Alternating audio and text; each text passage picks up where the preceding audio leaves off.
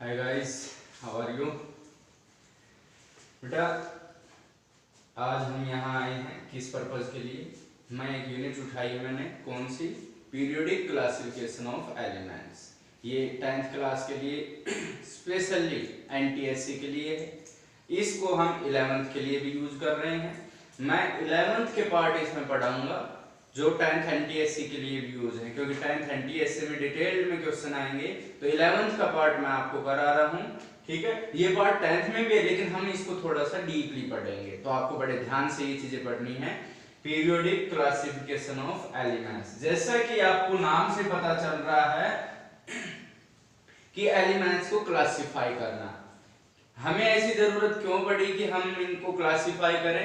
वजह है बेटा, आज के दिन लगभग हमारे पास 118 के आसपास एलिमेंट्स हैं, नॉन एलिमेंट्स हैं जिनको हम जानते हैं। 19 एलिमेंट्स तो ऐसे हैं जो नेचर में एग्जिस्ट करते हैं, बाकी बचे हुए हमने प्रिपेयर किए हैं लैब के अंदर। तो हमें ऐसी जरूरत क्यों पड़ी कि हम उनको क्लासिफाई करें? असल में एक एक एलिमेंट की प्रॉपर्टी पढ़ना बहुत ही मुश्किल हो जाता है, तो हमने कोशिश की कि क्यों ना हम उसको इस तरीके से अरेंज करें, इस तरीके से अरेंज करते हैं कि एक एलिमेंट की प्रॉपर्टी पढ़ें और उसमें कई एलिमेंट्स की प्रॉपर्टी डिस्कस हो जाए। जैसे कि हमने क्या किया, ऐसा करते हैं कि जैसे हमारे पास A B C D E इस तरह के ये एलिमेंट्स हैं, हम इनको ऐसे अरेंज करते हैं कि जो प्रॉपर्टी एक ही है, उस जैसी प्रॉपर्टी एक ही है वैसी मान लो सी की है, वैसी ई की है, तो हम इसको ए सी ई इस तरीके से लिखते हैं कि भाई एक की जो प्रॉपर्टी है उससे हमें पता चल जाए कि सी की भी वैसी है और ई की भी वैसी ही रहेगी, तो हमें थोड़ी सी दिक्कत नहीं आएगी इनको स्टडी करने में। तो एलिमेंट्स तो डिस्कवर होते जा रहे थे, लेकिन क्लासिफिकेशन नहीं हो रहा था, तो उसका क्लासिफिकेशन करने के लिए सबसे पहले जो साइंटिस्ट आए उनका नाम था डोब्रेनर।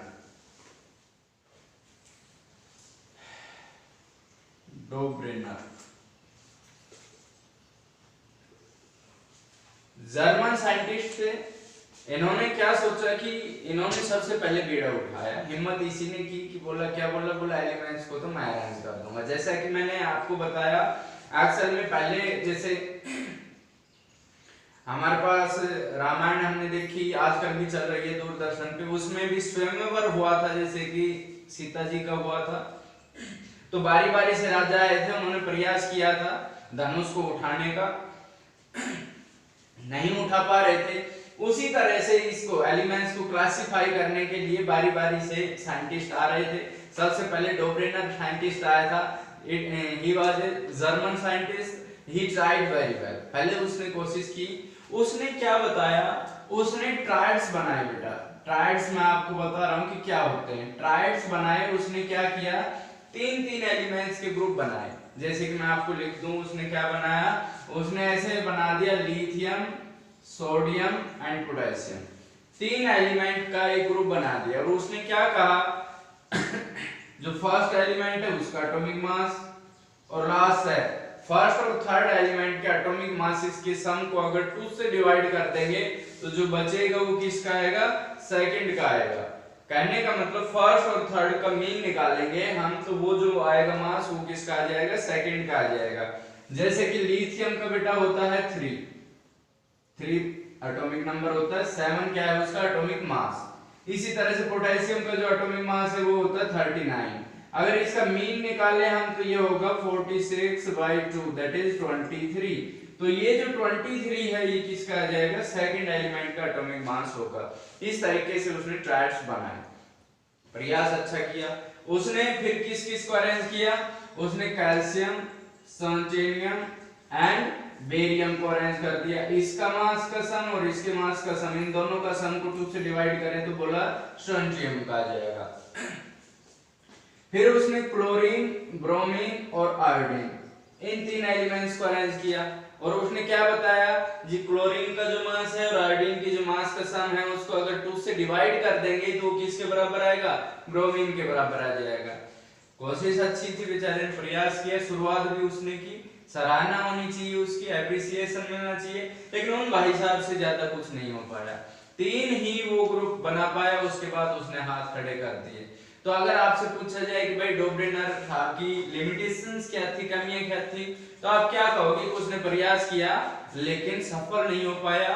He discovered only 3 trials, उसने ट्रायल्स बनाए केवल 3। आपसे पूछा जाए पेपर में या कहीं भी कोई ट्रायल्स क्या होते हैं, तो आप क्या कहोगे? 3 एलिमेंट का जो ग्रुप होता है उसको हम क्या बोलते हैं बेटा? ट्रायल बोलते हैं। ये फेल हो चुका था, ये राजा अपना प्रयास करके जा चुका था, उसके बाद दूसरे राजा को आना था। तो दूसरे जो भाई साहब आए साइंटिस्ट, कौन थे वो? न्यूलैंड। दूसरे जो साइंटिस्ट आए न्यूलैंड, न्यूलैंड्स ऑक्टेव रूल। इन्होंने कहा मैं ट्राई करता हूं, मैं एलिमेंट्स को अरेंज कर पाऊं शायद। तो इन्होंने क्या कहा? इन्होंने शुरू किया hydrogen, lithium, beryllium, boron, carbon, nitrogen, oxygen, उसके बाद fluorine, sodium, potassium, sodium, magnesium, aluminium, और इस तरह से वो चलता चला गया। जैसे यहाँ सिलिकॉन, फास्फोरस, सल्फर, यहाँ क्लोरीन, इस तरीके से वो चलता चला गया। मैं लिख देता हूँ यहाँ पर सिलिकॉन, यहाँ पर फास्फोरस, यहाँ पर सल्फर, यहाँ पर फिर क्लोरीन लिख दिया, यहाँ पर पोटेशियम लिख दिया, और ऐसे वो लिखता चला गया। तो उन भाई साहब ने क्या किया कि इस तरह से एलिमेंट्स को अरेंज किया, और उसने क्या बताया? उन्होंने बताया कि जो फर्स्ट एलिमेंट है भाई, ये फर्स्ट हो गया, ये second, third, fourth, fifth, sixth, और ये कौन सा हो गया? सेवंथ हो गया। ठीक है। तो उन भाई साहब ने ये बताया कि जो प्रॉपर्टीज मैच होंगी, जो प्रॉपर्टीज मैच होंगी वो कैसे होंगी? उसने कहा जो हाइड्रोजन है, मतलब जो पहला एलिमेंट है उसकी प्रॉपर्टी जो 8th एलिमेंट है उसकी प्रॉपर्टी से क्या करेगी? मैच करेगी, सिमिलर रहेगी। किस किस की प्रॉपर्टी? फर्स्ट और 8th की। जैसे मैं कहूं कि ये सेकंड है तो ये कौन सा है? 9th है। सेकंड और 9th की प्रॉपर्टी क्या करेगी? मैच करेगी। इस तरीके से उन्होंने अरेंज किया।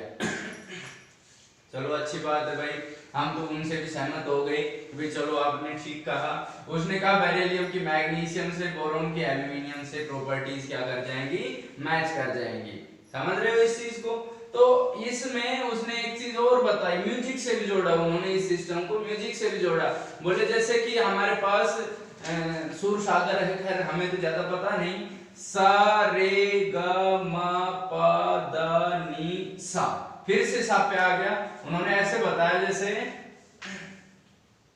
सा रे ग म प द नी, फिर से सा, तो सा से शुरू हुआ और फिर सा के नीचे सा आ रहा है, रे के नीचे रे आ रहा है। तो उसने इस तरीके से ये बताने का प्रयास किया कि जो फर्स्ट एलिमेंट है उसकी प्रॉपर्टी और जो 8th एलिमेंट है उसकी प्रॉपर्टी क्या रहेगी? सिमिलर रहेगी। इस तरीके से अरेंज किया उसने। प्रयास अच्छा था लेकिन वो भी कामयाब नहीं हुआ। तो आपसे पूछा जा सकता है कि न्यूलैंड्स ने क्या कोशिश की, कैसे क्या किया, तो आप बता दोगे he arranged the elements in such a way that the properties of first and 8th element will be similar। लेकिन फिर कमियां क्या थी? इन भाई साहब की भी लिमिटेशंस आई, इन भाई साहब की भी क्या थी? कमियां थी, लिमिटेशंस थी। क्या कमियां थी भाई? पहली कमी जो उसकी थी, इसने ये बताया था, इसने ये कह दिया जोश में कि नेचर में जो एग्जिस्ट करेंगे 56 एलिमेंट्स अरेंज करेंगे, एलिमेंट्स एग्जिस्ट करेंगे, 56 एलिमेंट के अलावा कोई एलिमेंट होगा ही नहीं नेचर। हम कितने पढ़ रहे हैं? 118 है आज के टाइम में। भाई साहब गलत थे, रॉन्ग प्रूव हो गए। दूसरा जो भैया थे वो इनको पूरी पीरियोडिक टेबल को अरेंज नहीं किया। भाई 56 है, 56 को तो अरेंज करो आप। वो केवल कितने? कैल्शियम तक ही अरेंज कर पाए। उसके बाद जो अरेंज किए उनकी प्रॉपर्टी जिस तरीके से उन्होंने बताई थी वो मैच नहीं कर पाई। तीसरी जो कमी थी उसने क्या किया? एक ही स्पॉट दिया, एक ही पोजीशन दी। किसको? कोबाल्ट और निकेल को एक ही जगह पे रखा। तो ये तो कोई ठीक बात थोड़ी है, हम अरेंज कर रहे हैं एलिमेंट्स को पीरियड और ग्रुप में, लेकिन वो नहीं कर पाए, फेल हो गया भाई, इन्होंने भी हाथ ऊपर कर दिया। नेक्स्ट साइंटिस्ट आए, बोले भाई मैं करूंगा, और उन भाई साहब ने तो समझो कमाल ही कर दिया, उन्होंने तो रिकॉर्ड ही तोड़ दिया। काफी टाइम तक उनका दबदबा चला, काफी दिनों तक उसकी बात मानी गई। मेंडेलीव्स थे वो साइंटिस्ट, क्या किया उन्होंने, अब मैं पढ़ा रहा हूं आपको मेंडेलीव्स पीरियोडिक टेबल। मेंडेलीव्स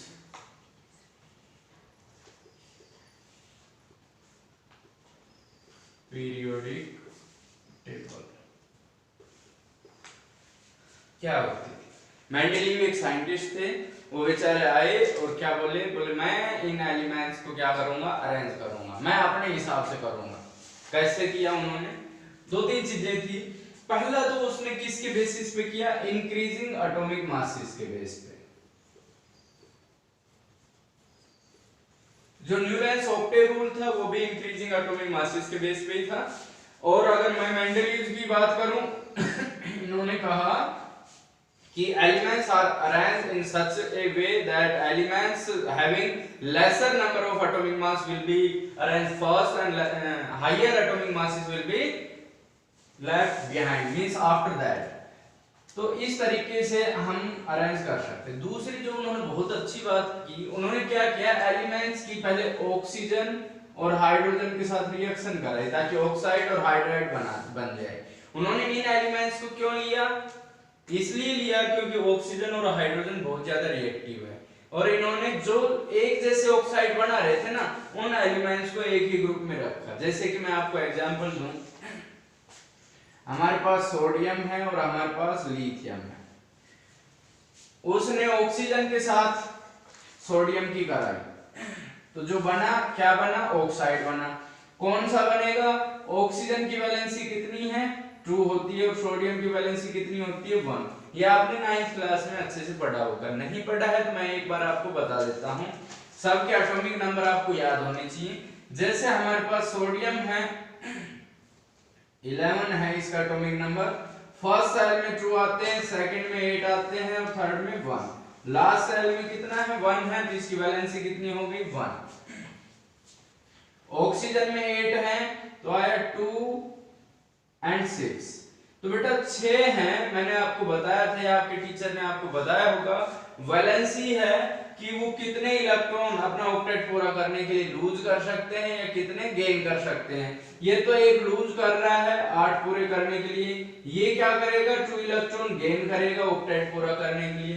2 गेन कर रहा है तो इसका ऑक्टेट पूरा करने के लिए 2 गेन कर रहा है, तो इसकी वैलेंसी कितनी हो गई, 2 हो गई, इसकी वैलेंसी 1 हो गई, इसकी वैलेंसी इसके साथ, इसकी वैलेंसी इसके साथ, क्या बन जाएगा, Na2।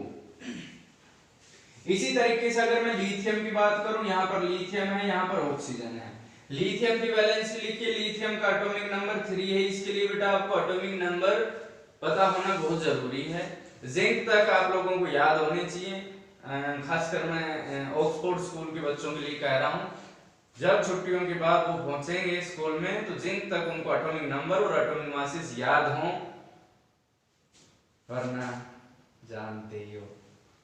तो क्या होगा, लिथियम 3 है बेटा, 2 and 1, लास्ट सेल में कितने इलेक्ट्रॉन रहेंगे, 1 इलेक्ट्रॉन रहेगा, वैलेंसी 1 हो गई। ऑक्सीजन की वैलेंसी भी कितनी हो गई, 2 हो गई, सेम उसकी तरह से। तो लिथियम की 1, ऑक्सीजन की 2, इसकी वैलेंसी इसके साथ, इसकी इसके साथ, लिखो आप Li2O, ये लिथियम ऑक्साइड हो गया। अब आप देखिए Na2O, Li2O, एक जैसे ऑक्साइड बना रहे हैं तो इनको क्या कर दिया उन्होंने, सेम ग्रुप में रख दिया। इस तरीके से उन्होंने अरेंज किया। दो चीजें आपको याद रखनी है कैसे कैसे अरेंज किया, एक तो इंक्रीजिंग एटॉमिक मासेस के बेस पे, दूसरा सेम ऑक्साइड एंड हाइड्राइड के बेस पे उन्होंने अरेंज किया। कैसे, देखो मैं बनाता हूं कि उन्होंने क्या बनाया। उन भाई साहब ने बनाई पीरियोडिक टेबल इस तरीके से, उन्होंने ग्रुप बना दिए, ये फर्स्ट ग्रुप है, ये सेकंड है, ये थर्ड है, ये फोर्थ है, ये फिफ्थ है, ये सिक्स्थ है, ये सेवंथ है, और ये 8 ग्रुप बना दिए उन्होंने एलिमेंट्स को उनके ऑक्साइड के बेस पे। तो पहला ऑक्साइड उसने बनाया R2O, फिर उसने बनाया RO, फिर उन्होंने बनाया R2O3, फिर उन्होंने बनाया RO2, फिर उसने बनाया R2O5, फिर उन्होंने बनाया RO3, फिर R2O7 एंड RO4। इस तरीके से उन्होंने एलिमेंट्स को अरेंज किया कि जो ऑक्सीजन के साथ रिएक्ट करके ये फॉर्मूला बनाएंगे R2O। इसका मतलब समझाता हूं, जैसे Li2O बना था, Na2O बना था, K2O बना था, तो इसको R2O इस तरह से जो बना रहे थे उन सब एलिमेंट्स को एक ही ग्रुप में उन्होंने अरेंज कर दिया। तो सबसे पहले उन्होंने क्या रखा यहाँ पर, हाइड्रोजन ऑक्सीजन के साथ जुड़ के H2O बना रहा है, लिथियम Li2O बना रहा है तो R2O हो गया, पोटेशियम सोडियम क्या हुआ, Na2O हो गया। तो सेम जो एलिमेंट्स थे उनको इस तरीके से अरेंज कर दिया। दूसरा RO कैसे बना आप देखिएगा, RO बता रहा हूं मैं आपको। जैसे हमारे पास है बेरिलियम 4 होता है 2 and 2, तो वैलेंसी कितनी हो गई इसकी 2। O की वैलेंसी कितनी हो गई, इसकी वैलेंसी 2 हो जाएगी। तो Be की भी 2 और O की भी 2 सेम हो तो हम क्या लिख सकते हैं भाई, 2 से 2 कैंसिल हो गए तो क्या हो जाएगा BeO। BE को R लिख दिया तो क्या बन गया RO। इसी तरह से अगर मैं मैग्नीशियम लिखूं, मेरे पास मैग्नीशियम है और ऑक्सीजन है। मैग्नीशियम में 12 होते हैं बेटा, मैग्नीशियम का एटॉमिक नंबर है 12, तो हम इसको लिख देखते हैं 282। तो इसकी वैलेंसी 2 हो गई, ऑक्सीजन की भी 2 हो गई, तो हम इसको क्या लिख देंगे MgO। तो Mg क्या हो गया R और ये क्या हो गया RO। तो ये BE भी और Mg भी RO लिख सकते हैं। तो जो RO की सीरीज बनी वो यहाँ लिख दी, यहाँ पर लिख दिया बेरिलियम, मैग्नीशियम एटसेट्रा, इस तरीके से चलते रहे। फिर बात आई R2O3। R2O3 का मैं बताता हूं कैसे बनेगा। जैसे हमारे पास एल्यूमिनियम है, एल्यूमिनियम का 13 होता है बेटा, 13 का मतलब 283, तो इसकी वैलेंसी 3 हो गई, ऑक्सीजन की 2 हो गई, इसकी वैलेंसी इसके साथ, इसकी वैलेंसी इसके साथ, क्या बनेगा बेटा Al2O3। तो ये क्या हो गया R2O3, R तो 2 हो गया, O कितना हो गया 3। तो इस तरह के जो एलिमेंट्स थे, इस तरह का जो फॉर्मूला बना रहे थे उनको इस सीरीज में रख दिया। जैसे कि एल्यूमिनियम है, बोरोन है, एल्यूमिनियम है, इस तरीके से ये सीरीज बना दी। RO2 की जैसे मैं कार्बन की बात करूं, कार्बन सिलिकॉन है, इस तरह से बन गई। नाइट्रोजन फास्फोरस है, ऑक्सीजन सल्फर है, फ्लोरीन क्लोरीन है, और यहाँ पर 2-3 छोड़ के यहाँ पर जैसे आयरन, कोबाल्ट, निकेल, उनको अरेंज कर दिया। ये जो पीरियोडिक टेबल अरेंज की बढ़ते एटॉमिक मास के अकॉर्डिंग, लिथियम का है, फिर बेरिलियम का है, बोरोन का है, increasing way of atomic masses में उसने अरेंज किया। उसकी जो डेफिनेशन थी मेन वो क्या थी, according to Mendeleev's periodic table, elements are the periodic function of their atomic masses. कि जो एलिमेंट्स को अरेंज किया जा सकता है एक ग्रुप में। अब देखो ये क्यों अरेंज किया, मैं यहाँ समझा रहा हूँ आपको कि जो उसने ये बताया कि इनकी जो प्रॉपर्टीज होगी वो सेम होगी, इनकी जो प्रॉपर्टीज होगी वो सेम होगी, इनकी प्रॉपर्टीज होगी सेम होगी। मतलब हमने बोरोन पढ़ लिया तो वैसा ही हमें एल्यूमिनियम वैसी प्रॉपर्टी इनकी मिलेगी कि ये किसी के साथ रिएक्शन करके वैसे ही चीजें बनाएंगे। तो ये हमारे लिए इजी हो जाता है, इसलिए हमने इनका क्लासिफिकेशन किया। दूसरी चीज मैं आपको बताता हूँ कि ये अरेंज करने के बाद ये जो इस तरह से बन रहे हैं, first group, second group, third group, इनको ग्रुप बोलते हैं। लेकिन जो ऐसे लाइन बनी इसको तो वर्टिकल बोलते हैं, हॉरिजॉन्टल ऐसे बोलते हैं। ये जो बनी इनको किसका नाम दे दिया, पीरियड का नाम दिया था। तो इस तरह से ग्रुप थे, 8 ग्रुप थे, 6 पीरियड थे, इस तरह से पीरियड चलते रहे। ठीक है, ग्रुप पीरियड ध्यान रखना, आपको काफी वो आएगा। वर्टिकल लाइन है ग्रुप है, हॉरिजॉन्टल है पीरियड्स है। अब मैं आपको बता रहा हूं कि इसकी खासियत क्या थी। इसने बखूबी प्रयास किया एलिमेंट्स को अच्छे से अरेंज करने का, तो उसका फायदा क्या मिला हमें, तो उसका फायदा मैं आपको बताता हूं।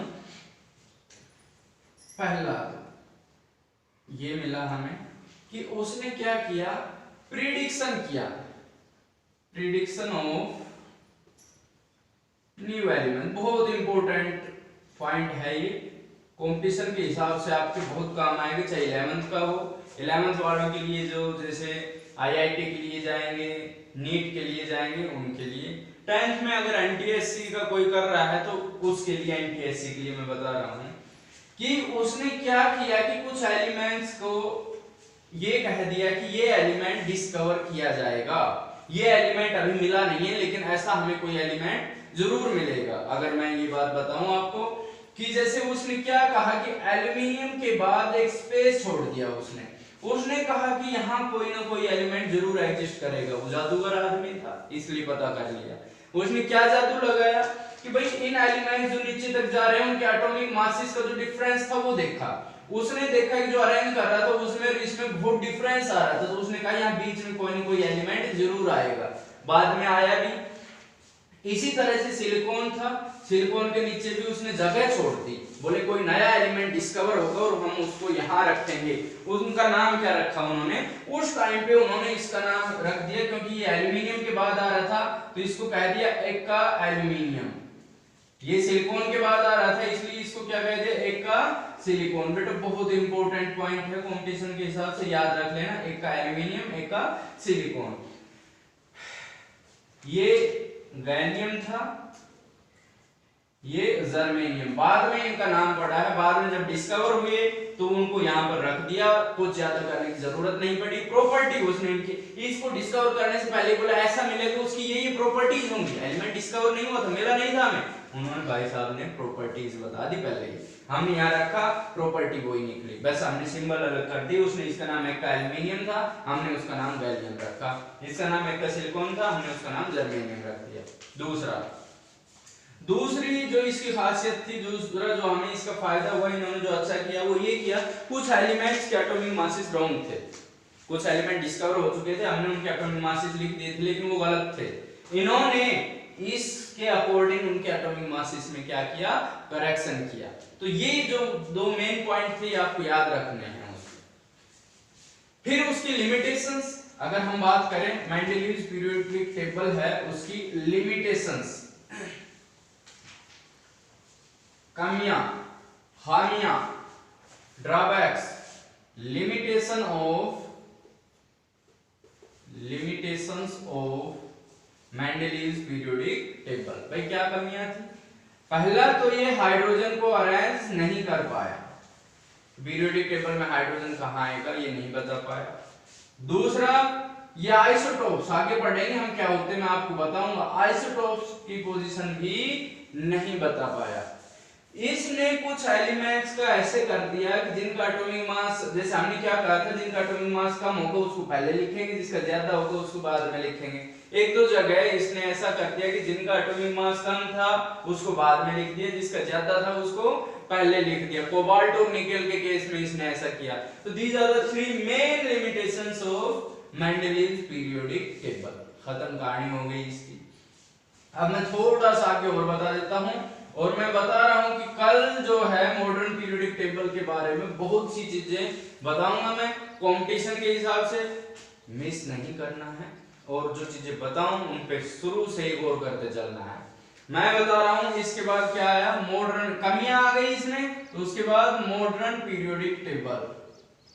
सभी को पता होगा कि अब जो चल रही है वो मॉडर्न पीरियोडिक टेबल चल रही है।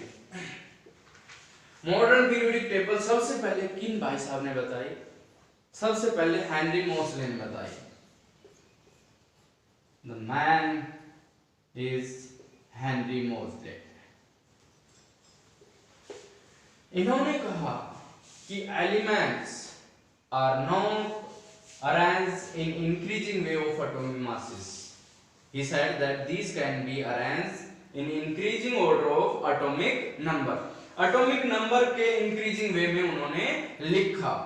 और ये सबसे मतलब बेहतरीन प्रयास था, इन्होंने सबसे अच्छे से किया। हालांकि इसको फिर मॉडिफाई किया। जो आज हम पढ़ रहे हैं वो नील्स बोहर साहब की टेबल है, पीरियोडिक टेबल, ना कि हेनरी मोजले की। हेनरी मोजले ने शुरू में बहुत बढ़िया आइडिया दे दिया कि एलिमेंट्स जो अरेंज किए जाएंगे वो increasing way of atomic number. तो मैं आपको थोड़ा सा और बता रहा हूँ मॉडर्न पीरियोडिक टेबल लिखनी कैसे है, केवल ये बता रहा हूँ। कल उसके बारे में बहुत सी चीजें बताऊंगा जो बहुत आसान कर देंगे आपके लिए और कंपटीशन के हिसाब से बहुत इंपॉर्टेंट चीजें होंगी। केवल मैं आपको बता रहा हूँ पहले दो ग्रुप कैसे लिखे उन्होंने, hydrogen, lithium, sodium, potassium, rubidium, caesium, francium.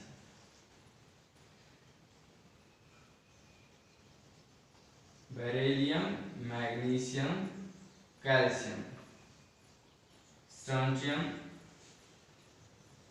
Barium, ये है बेटा।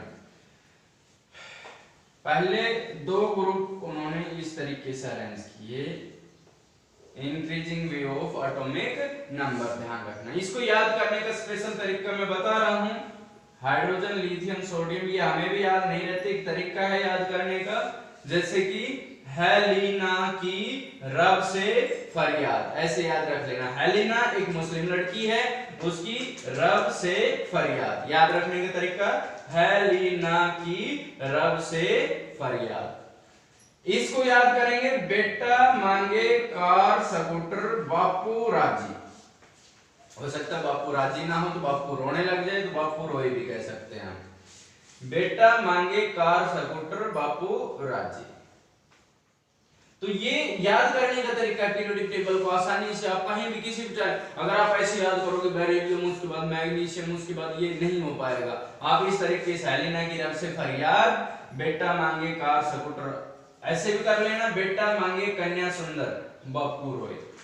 ठीक है, तो ये याद करने के नए नए तरीके हैं, आप इनको आसानी से याद कर सकते हैं। इनको हम एस ब्लॉक एलिमेंट्स बोलते हैं। क्यों बोलते हैं ये मैं कल समझाऊंगा, बताऊंगा आपको कि इनको एस ब्लॉक एलिमेंट क्यों बोलते हैं। इलेक्ट्रॉनिक कॉन्फ़िगरेशन सिखाऊंगा आपको, बहुत अच्छी चीजें हैं कंपटीशन के हिसाब से। बेस यहां से बना लोगे, आगे आपको दिक्कत नहीं आएगी। इसके बाद यहां बीच में जगह छोड़ के, और मैं आपको बता रहा हूं, यहां पर आता है बोरोन। बने आलू गोभी इन तेल, याद करने का तरीका है बैंगन आलू गोभी इन थैला भी कह सकते हो, या आप कह सकते हो बने आलू गोभी इन तेल। ठीक है, इस तरीके से आप इसको याद रख सकते हो। इसके बाद आता है कार्बन फैमिली। कहे सीता जी सुनो प्रभु, कहे सीता जी सुनो प्रभु। इसके बाद नाइट्रोजन फैमिली आती है, ना पी ऐसे सबके बीच, ना पी ऐसे सबके बीच। भाई ये जो चीजें हैं ये सोसाइटी को खराब करती है, ड्रिंकिंग। अगर हम कोई व्यक्ति सबके बीच पी रहा है, गलत बात है, तो हम उसको कहेंगे ना पी ऐसे सबके बीच। क्यों आप सबको खराब कर रहे हो? अगर आप फिल्में ज्यादा देखते हो तो आप कह सकते हो नाना पाटेकर ऐश्वर्या राय सबके बीच। इस तरीके से आप याद कर सकते हो। अगर मैं ऑक्सीजन फैमिली को लिखूं तो ओल्ड स्टाइल से टिपो, ओल्ड स्टाइल से टिपो। भाई जो पुरानी स्टाइल है वो बेहतरीन है, आजकल की जो स्टाइल है वो अच्छी नहीं है। तो जो टिपोगे ना, जो चीटिंग करोगे, ओल्ड स्टाइल से। ठीक है, फिर कल बाहर आई आंटी, फिर कल बाहर आई आंटी। ये हैलोजन फैमिली है बेटा, याद करने का तरीका है फिर कल बाहर आई आंटी, ऐसे आप याद कर सकते हो। Fluorine, chlorine, bromine, iodine and astatine radio active है, इसलिए इसके बारे में ज्यादा आपको डिस्कशन करने को मिला नहीं होगा। रेडियो एक्टिव वो सब्सटेंस होते हैं जिनमें से अपने आप रेडिएशंस निकलती रहती हैं। इसके बाद जो लास्ट है इनर्ट बेसिस, वो हिना, नीना और करीना, जीरो रन। हिना नीना और करीना शब्द क्या हो गए, जीरो रन। Helium, neon, argon, krypton, xenon, radon, ये आपको याद रखने हैं। ये इनर्ट गैसेस है। इनर्ट गैसेस का मतलब नॉन रिएक्टिव गैसेस, जो रिएक्ट नहीं करती। बाकी गैसेस तो रिएक्ट करती है, ये वो गैसेस हैं जो रिएक्शन में टेक पार्ट नहीं करती। ये जो एलिमेंट्स हैं इनको हम पी ब्लॉक एलिमेंट्स बोलते हैं। तो बेटा कल का टॉपिक आपको मिस नहीं करना है। कल इससे आगे हम पढ़ाएंगे, पूरी पीरियोडिक टेबल लिख देंगे, किस तरीके से याद रखना है, क्या क्या चीजें याद रखनी है, वो कल मैं आपको बताऊंगा। Thank you. जय हिंद, जय भारत।